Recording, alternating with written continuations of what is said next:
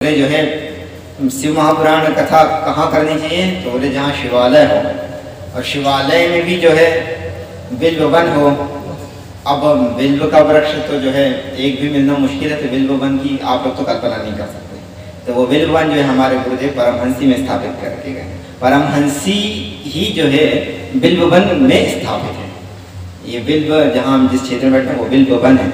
और वो उन्होंने कहा शिव महापुराण में कि जो शिवालय बिल्व बने, जो शिवालय में हो बिल्व वन में हो, जो ये बट बिल्व यो हो, जो बट वृक्ष हो, उसके नीचे जो है इस संहिता का पाठ करता है तो जो है उसका जो फल प्राप्त होता है, सयत फल वापनोति, जो फल प्राप्त करता है वो जो है मैं वाणी से भी कहने में समर्थ नहीं हूँ।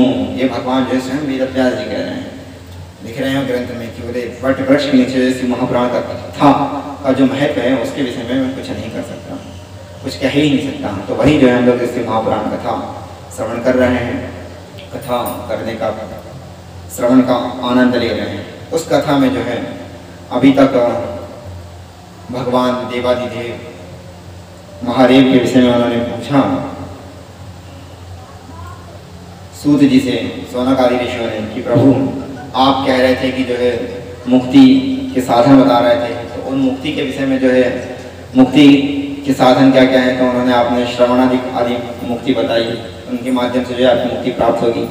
फिर उन्होंने कहा कि प्रभु अगर जो है श्रवण कीर्तन मनन करने में अगर हम जो है सक्षम नहीं हैं, तो फिर आपने कहा कि जो है इन श्रवणादि शक्तो लिंगम वैरं शांकरम, अगर जो है आप श्रवणादि की भक्ति से भी जो है मुक्ति प्राप्त नहीं कर सकते, तो आप भगवान शिव की जो है मूर्ति अथवा जो है शिवलिंग की स्थापना करिए और उनका विधिवत पूजन करेंगे तो निश्चित रूप से आपकी जो है मुक्ति प्राप्त हो जाएगी। ये सर्वसाधारण उपाय उन्होंने बताया कि प्रत्येक व्यक्ति जो है भगवान शिव के महादेव देवादेव महादेव के जो है दो रूप से पूजन कर सकता है, एक मूर्ति के रूप में और दूसरा लिंग के रूप में। तो उन्होंने फिर बोला कि भगवान इतने देवता हैं, उन सभी देवताओं का जो है मूर्ति में ही पूजन होता है, परंतु देवादिदेव महादेव का लिंग रूप में क्यों पूजन होता है? तो फिर उन्होंने कहा कि जो है आप ब्रह्म जो है साक्षात ब्रह्म के स्वरूप होने के कारण जो है इन देवादिदेव महादेव का जो है लिंग स्वरूप में जो है पूजन होता है। तो फिर उन्होंने कहा कि भगवान ये जो आपका लिंग है, लिंग क्या है? चिन्ह है। और चिन्ह क्या है? वो जो है ज्योतिर्स्वरूप निजम निर्गुणम निर्विकल्पम, वो निराकार स्वरूप का, निर्गुण निराकार का जो स्वरूप जो है वो चिन्ह है। तो चिन्ह को किस स्वरूप में आप पूजन कर सकते हैं, अथवा जो है मूर्ति के स्वरूप में महादेव का पूजन करिए तो भी आपकी जो है मुक्ति निश्चित है। अब पूजन कैसे करना है उसका विधि विधान बता दिया। सांगोपांग, अगर आपको शास्त्र के अनुसार पुण्य की प्राप्ति करना है तो आपको शास्त्रीय विधि के अनुसार चलना पड़ेगा। आपको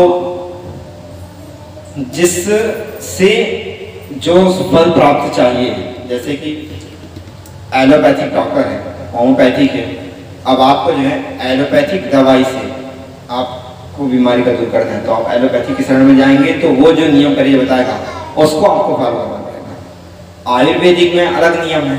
अगर आयुर्वेदिक दवाई का आप सेवन कर रहे हैं और उससे अपना फल प्राप्त करना चाहते हैं तो आयुर्वेदिक डॉक्टर जो बताएगा उसके नियम के अनुसार आपको चलना पड़ेगा। परंतु आपको फल की प्राप्ति तभी होगी जब आप किसी को मार्गदर्शक को, उचित मार्गदर्शक को पकड़ लें और उसके बताए हुए साधन निर्देश का पालन करेंगे, तब तो जो है आपको पुण्य फल की प्राप्ति होगी, अन्यथा नहीं होगी। तो अब आप जो है देवताओं का पूजन प्राप्त कर रहे हैं, देवताओं का पूजन कर रहे हैं, वो आप परमानंद की प्राप्ति करना चाहते हैं, आप जन्म मरण से जो है छूटना चाहते हैं, जन्म मरण के चक्कर से छूटना चाहते हैं, तो उसके लिए आप किसकी शरण में जाएंगे? क्योंकि भारतीय या इंसान के द्वारा जो रचित संविधान है वो आपको सुख तो नहीं दे सकता, वो आपको सुविधा दे सकता है, वो भी सर्वाधिकार दे सकता है, अधिकार दे सकता है, सुविधा भी नहीं दे सकता। आप इंसान हैं, आप मनुष्य हैं, मानवता का आपको अधिकार है, आपको जो है स्वतंत्र रहने का अधिकार है, आप जो करना चाहते हैं उस पर आपको छूट है। ये वो संविधान आपको अधिकार दे सकता है, परंतु सुख कोई नहीं दे सकता। सुख कैसे मिलेगा? वो आपको अपने कर्मों के फल का कर्मों के अनुसार मिलेगा। निज कृत कर्म भोग सब भ्राता, निज कृत कर्म भोग सब भ्राता, कर्म प्रधान ईश्वर जिनो, कर्म प्रधान ईश्वर जिनो। भगवान की भी आप पूजा करें तो भगवान जो भगवान को 56 भोग लगाए तो भगवान उसको जो है 56 सुख दे दें। ऐसा अगर भगवान करेंगे तो भगवान में भी जो है भेदभाव का दोष आ जाएगा। अब जो है हम लोग गरीब हैं और हमारे पास कुछ नहीं है, किंचन है, तो हम लोग जो है श्रद्धा भक्ति भाव से पत्रम पुष्पम फलम तोयम, हम केवल भगवान को जो है पान फल मीठा चढ़ा रहे हैं तो भगवान हमको सुख नहीं देंगे, वो भगवान भी हमको सुख देंगे। और जो 56 भोग चढ़ा रहे हैं तो उसको भी सुख देंगे। क्यों? क्योंकि सबकी सामर्थ्य क्षमता के अनुसार वो पूजा कर रहा है ना, वो अपने अपने भाव से कर रहा है। तो जो जितना भाव समर्पित करेगा उतना ही जो है वो वैसा उसको फल प्रदान करेंगे। तो आपको जो सुख मिलेगा वो सुख का कारण क्या है, आपको सुख कैसे प्राप्त होगा? तो सुख का प्राप्त जो है आपको पुण्य से होगा। सुख का जो असाधारण कारण जो है वो पुण्य है। और पुण्य कब होगा? पुण्य आपने शास्त्रीय कर्म करेंगे तब जो है आपको पुण्य प्राप्त होगा। पुण्य और पाप इनसे आपको सुख और दुख की प्राप्ति होगी। और इस संसार में कोई भी आपको जो है सुख और दुख कोई माई का लाल नहीं दे सकता। सुख का साधन आप जो है बटोर सकते हैं, डल्लभ का गद्दा है, गाड़ी है, सब कुछ दे सकते हैं, और सुख का साधन इकट्ठा करने के बाद उससे सुख मिलेगा नहीं मिलेगा ये आपके कर्मों के ऊपर आधारित है। तो इसीलिए हमको कौन से कर्म करना है, कौन से कर्म नहीं करना है, किस प्रकार से देवता का उपासना करना है, किस प्रकार से नहीं करना है, इसके लिए जो शास्त्रीय विधान है उसको आपको लेके चलना चाहिए। तो अब यहाँ पर जो शास्त्रीय विधान हमने कहा कि जो है प्रभु 2 प्रकार के पूजन का विधि बताया उन्होंने, एक शिवलिंग का और दूसरा मूर्ति पूजा का। शिवलिंग का पूजन कैसे करना है, मूर्ति का पूजन कैसे करना है, वो भी उन्होंने विधान आपको बता दिया।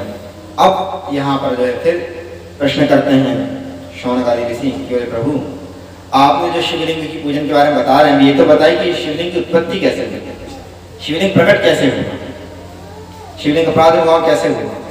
तो उन्होंने कहा कि जो है शिवलिंग का प्राकट्य कैसे हुआ।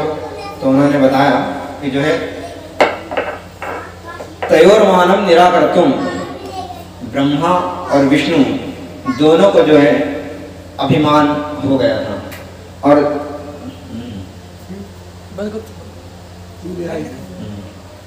जो है तयोर्मानम निराकर्तुम, जो है दोनों का अभिमान, ब्रह्मा और विष्णु दोनों के अभिमान का निराकरण करने के लिए वो जो है देवादिदेव महादेव जो है शिवलिंग के रूप में जो है प्रकट हुए।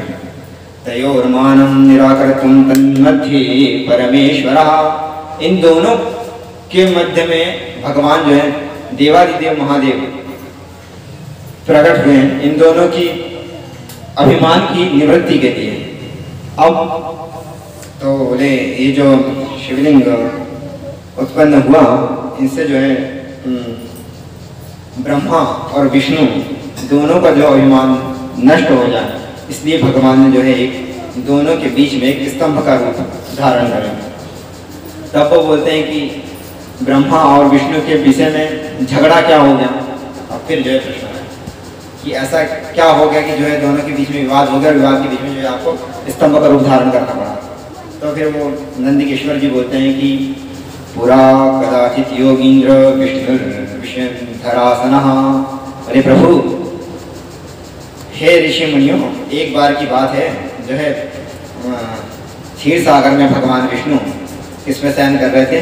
विष्णुधरासनः, जहरीले सर्पों का जो है अपने क्षीर सागर में जो है शेष सैया पर शयन कर रहे थे। भगवान विष्णु जो है शयन कर रहे थे, तभी जो है अचानक ब्रह्मा जी जो है वहाँ पर पहुँच गए। और ब्रह्मा जी जब वहाँ पहुँचे तो भगवान विष्णु तो जो है शयन कर रहे थे, फिर उनकी जैसी निद्रा खुली तो उनसे जो है वो भगवान विष्णु बोलते हैं, अरे ब्रह्मा जी आइए आइए बैठिए। परंतु ब्रह्मा जी देखते हैं कि हमको जो है विष्णु जी खड़े होकर प्रणाम नहीं कर रहे, शयन तो कर रहे हैं पर हमको दिख रहे हैं, आँख बंद कर रहे हैं और ऐसा ऐसा देख रहे हैं और लेटे हुए हैं, हमको प्रणाम नहीं कर रहे हैं। तब ब्रह्मा जी का जो है थोड़ा सा जहाँ अभिमान हो जाता है, और जब अभिमान स्वागत सत्कार की अपेक्षा रखने लगता है दूसरे से, और जब उसको उचित स्वागत नहीं मिलता है तब जो है वो द्वेष में परिवर्तित हो जाता है। तो अब यहाँ पर जो है ब्रह्मा जी बोलते हैं कि आगतम गुरुमाराध्यम दृष्ट्वा यो द्रप्तवच्चरे द्रोणिहः तस्य मूढ़स्य प्रायश्चित्तं विधीयते। अरे हे मूढ़, तुम बोले हमको देखकर जो प्रणाम नहीं करे, खड़े नहीं हुए, और इस प्रकार से बोले तुम ये गुरु को देखकर बोले तुमको आदर सत्कार नहीं दे रहे हो। तब जो है विष्णु जी को थोड़ा सा बुरा तो लगा कि ब्रह्मा जी आज इस प्रकार की वाणी बोल रहे हैं, अभिमान बस हमको मूल कह रहे हैं और हमसे कह रहे हैं कि तुम हमारा आदर नहीं कर रहे। कह रहे गुरु आराध्यम, गुरु को देखकर जो है तुमको गुरु का सम्मान करना चाहिए, और जो है तुम वैसे सम्मान नहीं कर रहे हो। अब गुरु किसको कहते हैं? तो कहा धर्मज्ञो धर्मकर्ता च सत्य धर्म यथा धर्म परायण, जो धर्म को जानने वाला, जो धर्मज्ञो धर्मकर्ता च, जो धर्म क्या है अधर्म क्या है, धर्म के अनुसार धर्म को, शाश्वत धर्म को जानने वाला हो, धर्मज्ञो धर्मकर्ता च, और धर्म के अनुसार वैसी शास्त्र के अनुसार उसकी निष्ठा हो, तदनुकूल उसका आचरण हो। धर्मज्ञो धर्मकर्ता च सदा धर्मपरायण, और जो है वो निरंतर अहर्निश शरीर में आत्मबुद्धि न रखकर जो है शरीर से धर्म का पालन करता रहता है। और धर्मज्ञो धर्मकर्ता च सदा धर्मपरायण तत्वज्ञ सर्वशास्त्रार्थ देशिको गुरुरुच्यते। और जो है वो एक मतलब शास्त्र को जान ले, ठीक है। अब वर्तमान में कुछ लोग जो है शास्त्र को जानते हैं, शास्त्र को जानकर जो है व्याख्या करने लगते हैं, परंतु उनका जो है शास्त्रानुकूल आचरण नहीं होता। वो कहते हैं महाराज खाने के भट्टा अलग हैं और बताने के भट्टा अलग हैं। तो ऐसा गुरु का चयन नहीं करना चाहिए।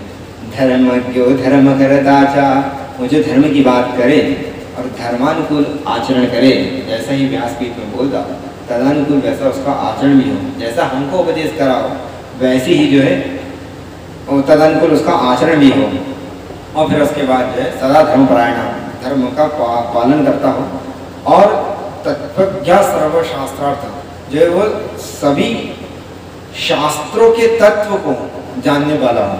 अब जैसे कि गीता भागवत है, तो इसमें जो कहानियां हैं, जो कथा है, ये कथा क्या कहना चाह रही है, इस कथा को आप लोग पढ़ेंगे तो जो है भ्रम में हो सकते हैं कि ब्रह्मा और विष्णु को जो झगड़ा हो रहा है, देवताओं में आपस में झगड़ा हो रहा है, तो उनसे पढ़े तो हमें ठीक है, हम आपस में तो जो है प्रेम से रहते हैं, जी मैं तो झगड़ा हो रहा हूँ। इस प्रकार से आप पढ़ेंगे तो इसके सार को नहीं जानेंगे कि आप शास्त्र क्या कह रहा है, शास्त्र के तत्व को क्या बताया जा रहा है। तो ये कहाँ बताया जाता है, ये तो जो है तत्वनिष्ठ जो गुरु होगा वही बताएगा।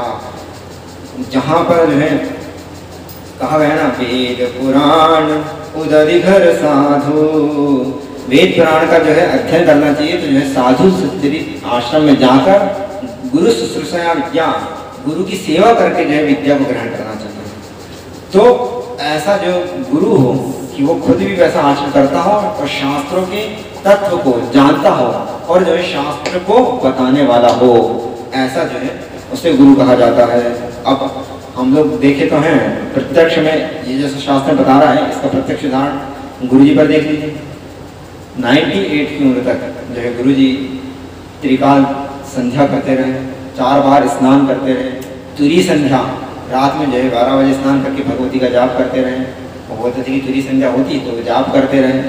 और सुबह 3 बजे तक जो है गुरु जी अगर भगवत जी का जाप करते रहे, पूजन करते रहे, और फिर जो है 1 घंटा के लिए विश्राम करके 5 बजे फिर पुनः जो है सूर्य उदय के पहले उठ जाते थे, और फिर जो है अपना भ्रमण करके और फिर स्नान करके पूजन, और फिर पूजन पाठ करके फिर आपको शास्त्र को पढ़ाना, धर्म का उपदेश करना, इतने मठ मंदिरों का निर्माण करना, और सभी भक्तों को क्या बोलना, 6 बज गया चलो स्नान करके मंदिर पहुँचा, वहीं आ रहे हैं, सत्संग होगा मंदिर में होगा, आरती हुई कहाँ होगी, मंदिर में होगी। ऐसा सदा धर्म परायण ना हम लोग जो है धर्म को सीखे, शास्त्र को नियम अनुसार सीखे, उनसे सीखे। वो जो है जैसा बोलते थे वैसे वो अपने आचरण करते रहते थे। ये ऐसा धर्मनिष्ठ गुरु, तो ये शास्त्रों में जैसा लिखा है वैसे गुरु। तो वो बोले कि ऐसे गुरु का जो है जब गुरु खड़े हो जाएं, तो गुरु दिख जाएं तो उनको जो है तुरंत खड़े हो जाना चाहिए। आप पूजन पाठ भी कर रहे तो उनके आदर करना चाहिए। ब्राह्मण भी जो है वर्णा नाम गुरु ब्राह्मण हो भवे, सभी वर्णों की गुरु जो है ब्राह्मण को माना जाता है। ब्राह्मण कैसा हो, जो षडंग वेद अध्ययन करा हो, निष्कारणो षडंगो वेदो ध्येयस्य, वो जो है ऐसा ब्राह्मण जो है वेद शास्त्र का अध्ययन करा हो, जो ब्राह्मण संध्या करता हो, वो जो है ब्राह्मण गुरु है, क्योंकि वही जो है अदर वर्णों का और छोटे लोगों का, शिष्यों का जो है अंधकार दूर करने में सक्षम है। जो शास्त्र का अध्ययन करेगा वही अंधकार दूर कर सकता है, और जो पढ़ा नहीं, जिसकी शास्त्र में निष्ठा ना हो, वर्णाश्रम में निष्ठा ना हो, तो निश्चित रूप से वो तो दाएं बाएं जो है कुछ भी कर देगा आपको। तो इसीलिए जो है ऐसा गुरु को पकड़िए, तो वैसे गुरु का जो है आदर सत्कार करना चाहिए। अब यहाँ पर जो है ब्रह्मा जी देखते हैं कि बोले हमारा जो है विष्णु जी ने आदर सत्कार नहीं करे। इतने में जो है ब्रह्मा जी क्रोधित हो गए। अब उनके क्रोध को देखकर विष्णु जी ने कुछ नहीं कहा, और ब्रह्मा जी बोलते हैं कि वत्स विष्णु महामानम आगतम कालवेगतः। ब्रह्मा जी बोलते कि हे विष्णु, हे वत्स, काल के प्रभाव से लगता तुमको अभिमान हो गया है, इसलिए तुम जो है हमारा सम्मान नहीं कर रहे हो। पितामह जगता पाता चाहता वत्स का, हे वत्स, अरे तुम बोले हमारा जो है साक्षात पितामह, हम जो है जगत का पालन करने वाले हैं, और हम नहीं तुमको पैदा करा, और तुम जो है हमारा सम्मान नहीं कर रहे हो। ऐसा देखकर जो है जो बड़े लोग होते हैं तो वो जो है छोटों की गलतियाँ देखते रहते हैं, पर जो है तुरंत उत्तर नहीं देते हैं। तो विष्णु जी तो जो है धीर गंभीर थे, वो चुपचाप देखते रहे, और उन्होंने कहा अभी इनको तुरंत जो है उत्तर देना ठीक नहीं है। विष्णु जी जो है ब्रह्मा जी के अभिमान बस जो वाणी बोले उसको सहन करे, और कुछ देर शांत रहे। फिर उसके बाद वो विष्णु जी बोलते हैं कि सुनो विष्णु होवाच। तब विष्णु जी बोलते हैं कि ब्रह्मा जी, आप जो है हमारी नाभि कमल से उत्पन्न हुए हैं, और आप हमको ही जो है अपनी जो है हम आपको जो संपत्ति दिए हैं उसी को किसी के द्वारा दी हुई संपत्ति को अपनी संपत्ति मानकर और आप अभिमान करते हैं, तो ये तो गलत है। इसी प्रकार से जो है ये शिक्षा हम लोगों के लिए है।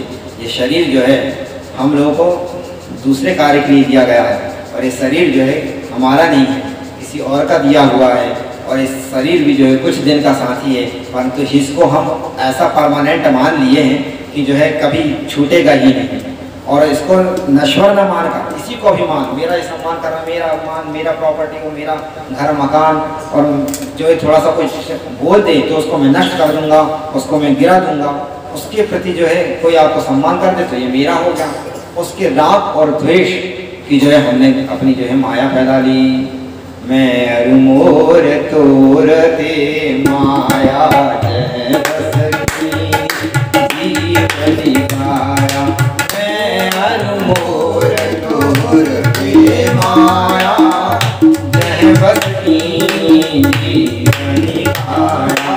जो है संसार हम लोगों ने कैसे बसा लिया, यही मैं शरीर में पहले अमन बुद्धि कर ली, शरीर में अभिमान कर लिया, और फिर उसके जो उसके अनुकूल हमारे शरीर को जो अनुकूल बोले हमारी सेवा करें वो हमारा है, और जो हमारा इस शरीर का अपमान करे वो हमारा द्वेषी शत्रु है। तो यह हमको मान लेना चाहिए कि हमारी संपत्ति सदा सर्वदा के लिए नहीं है, एक दिन नष्ट होने वाली है। तो हमको ये शरीर की जो संपत्ति मिली है वो भगवान का भजन का करने के लिए मिली है। तो यही जो है ब्रह्मा जी को जो है विष्णु जी समझा रहे हैं कि बोले ये जो तुमको संपत्ति मिली है, तुम हमारी ही नाभि कमल से उत्पन्न हुए हो, और हमने तुमको जो है तप के बल से ये सब दिया है और तुम आज हमसे ही जो है आके हमको कह रहे कि हमारा सम्मान करो, झगड़ा करो। तो जो है ब्रह्मा जी तब माने नहीं और ब्रह्मा जी और विष्णु जी को इस प्रकार संवाद होता रहा और दोनों जो है युधाते अमरौ वीरौ हंस पक्षीन्द्रवाहनौ, इस प्रकार से जो है धीरे धीरे फिर जो है हंस पर बैठकर ब्रह्मा जी और गरुड़ पर बैठकर विष्णु जी दोनों का जो है घमासान युद्ध होने लगा। जब उनको समझाया, जब माने नहीं ब्रह्मा जी, तो वो भी वाक युद्ध होते होते अस्त्र शस्त्र से युद्ध होने लगा। यही है, अगर आपको युद्ध को शांत करना है तो दो में से एक आदमी को जो चुप हो जाना चाहिए। अब सामने वाला, और जब आदमी अभिमान ग्रसित होता है, जब आदमी द्वेष बुद्धि से दूषित होता है तो वो निश्चित रूप से जो है किसी न किसी का अपमान करेगा। तो उसको अगर चाहिए कि शांत करना है तो आप शांत जाइए और वाक युद्ध होते होते फिर देरी व्यक्ति की जो है हाथापाई में जो है उतर जाता है। क्योंकि कहा गया है क्या, आमद कम और खर्चा ज्यादा ये लक्षण है जुट जाने के। आमद कम और खर्चा ज्यादा ये लक्षण है जुट जाने के।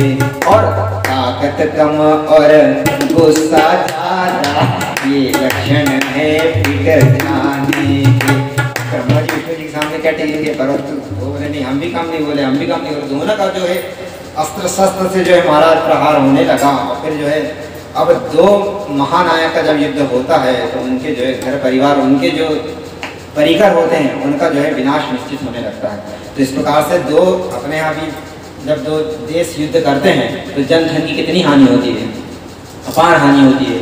अब इस प्रकार से जब दोनों महानायक युद्ध करने लगे तो जो है विचार जो है दोनों की जन धन की अपार हानि होने लगी। और फिर उस जन धन की हानि को देखकर जो है सभी देवतागण जो है उपस्थित हुए और उन्होंने कहा कि इन दोनों के बीच में तो जो है बोलना ठीक नहीं है। अभी इन दोनों के बीच में अगर कुछ बोलेंगे तो जो है हमें और जो है हमारी और हानि ना हो जाए। जहाँ पर युद्ध माहौल गर्म हो और जहाँ द्वेषपूर्वक युद्ध चलता हो तो यहाँ कुछ कोई जब सुनने को खाली नहीं तो उसको क्यों बीच में बोलना नहीं। जहाँ पर अभिमान हो जाता है, अब वहाँ पर जो है सत्ता का अभिमान मान सम्मान का पद प्रतिष्ठा का अभिमान है। ब्रह्मा जी को इसका अभिमान जागृत हो चुका है। तो उन्होंने कहा कि अभी जहाँ पर अभिमान बस ये इन लोग का जो है झगड़ा चल रहा है तो इसके बीच में हम लोग को नहीं जाना चाहिए। तो फिर किया अभिमान तो फिर मान नहीं पाएगा, होगा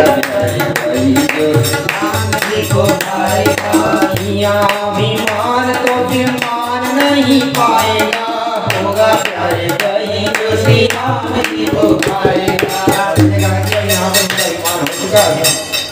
अभिमान से जो है ये झगड़ा हो रहा है, आगे इसका दुष्परिणाम क्या होगा। तो जो है देवादिदेव महादेव, इन देवताओं के झगड़े के बीच में हम लोग को नहीं घुसना चाहिए। दो देवों के बीच की झगड़ा जो है महादेव निर्णायक है, वो देख लेंगे। अब यहाँ पर जब आप दोनों का युद्ध होता है तो आप लोग तीसरे के पास जाते हैं, तो वो जो तीसरा है वो बड़ा होना चाहिए और वो जो है निर्लोभ निर्णय होना चाहिए। तब तो जो है वो आपका जो है उचित निर्णय करेगा। तो यहाँ पर इन दोनों के द्वंद्व युद्ध के बीच में जो है वो लोग महादेव की शरण में गए और महादेव जो है निजम निर्गुणम निर्विकल्पम वो देवादिदेव जो है महादेव जो है बड़ वृक्ष के नीचे जो है विराजमान है और जो है अपना ध्यान मग्न बैठे हुए हैं। उनको जो है कुछ पता नहीं यहाँ क्या प्रपंच हो रहा है। और वो बोलते हैं कि श्रेष्ठ महादेवताओं के पास जाकर वो भगवान को बोलते हैं कि आप जो है आद्यंत मंगल मजात समान भावम, प्रभु आप जो है आदि और अंत में जो है सृष्टि के आप ही हैं और आप जो है इस खेल खेल में इस संसार को जो है उत्पत्ति करने वाले, संहार करने वाले हैं, अनुग्रह करने वाले, विग्रह करने वाले जो हैं आप ही हैं। पंचाननम प्रबल पंच विनोदशीलम, आपके जो है पांच मुख हैं, आप जो है पद्मासन पर विराजमान हैं और आप जो है हम सभी भक्तों के जो है दुख दूर करने वाले हैं। इसीलिए जो है सभी देवतागण जो है अपने महादेव देवादिदेव महादेव के पास जाते हैं और उनको बोलते हैं कि हम प्रभु आपकी शरण में आए हैं, कुछ तो जो है दया करो। और हम लोग की भी यही स्थिति है। जब हम लोग के पास कोई कष्ट आता था तो हम भी जो है देवाधिदेव महादेव गुरुदेव भगवान के पास जो है जाते थे और उनके पास जाकर जो है रोते थे। फिर उनसे कहते थे प्रभु हमको जो है कष्ट है, हमारा निवारण तो जो है आप ही कर सकते हैं।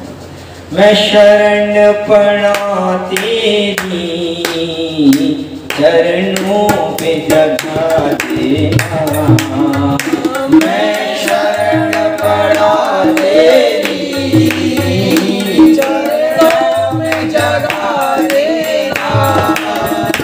गुरुदेव दया करके, गुरुदेव दया करके मुझको अपना लेना, गुरुदेव दया करके मुझको अपना लेना।